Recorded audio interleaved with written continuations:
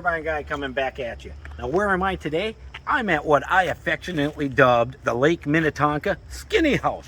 Right behind here, we can all see it. Now, this house is a 3-story house, kind of got a basement, and then the 2 stories, and it's actually got a little deck on top, it looks like.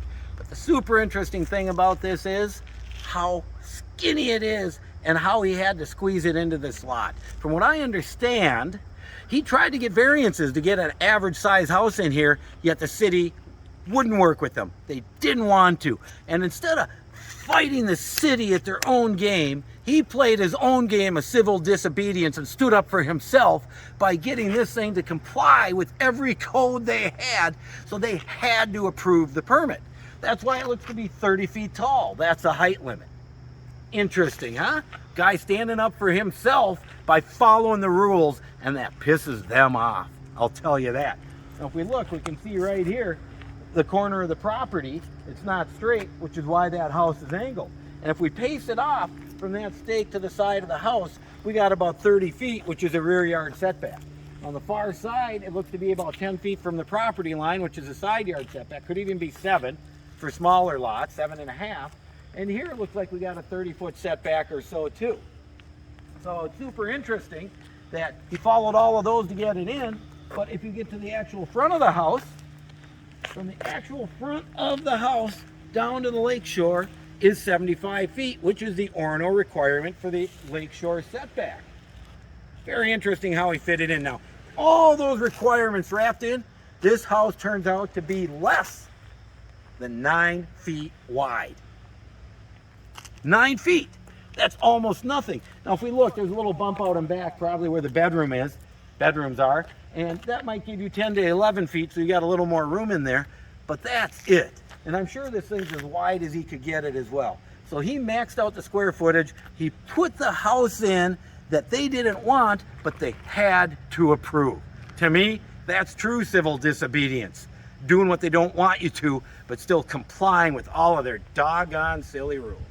Now let's go over to a house where they were given variances and it changed the character of the neighborhood, and let's compare the two.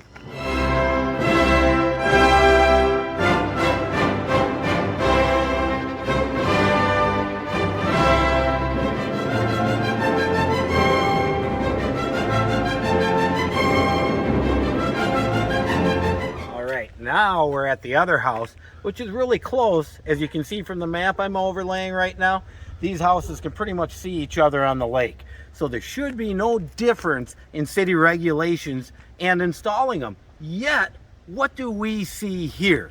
We see a house that is well within the street side setback. And in fact, this house got 2 variances, one and then another for this rear yard setback. That other house couldn't get a variance, this one got 2.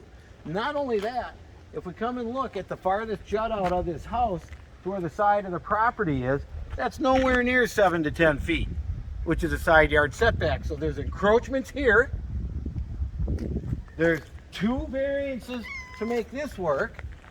And if we get to the other side,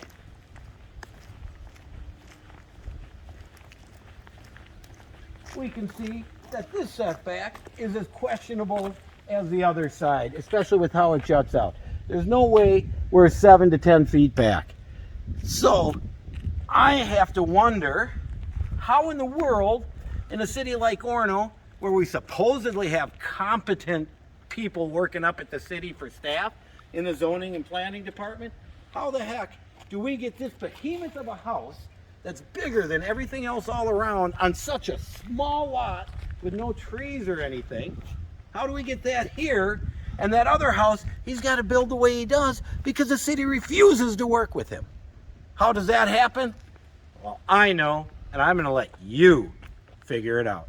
Turbine Guy, signing off.